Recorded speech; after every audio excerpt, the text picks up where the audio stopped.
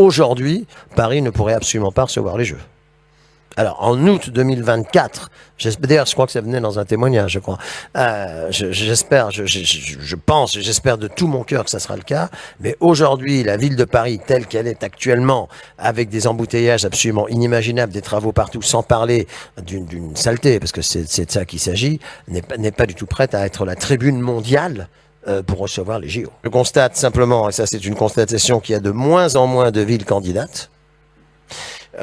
Paris a obtenu les Jeux de 2024 en étant seule candidate. D'ailleurs, nous nous sommes fait une spécialité de remporter les épreuves, nous sommes seuls candidats. C'est assez... C'est une spécialité française. Effectivement, c'est plus facile de gagner quand on est seul candidat. Ça, c'est certain.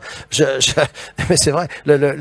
Paris et Los Angeles ont conclu un accord pour que Paris puisse célébrer les Jeux de 1924-2024, le centenaire, à Paris et LA en 2028. C'est d'ailleurs la raison pour laquelle je pense qu'on aurait pu se dispenser de scènes de liesse et de joie extraordinaires.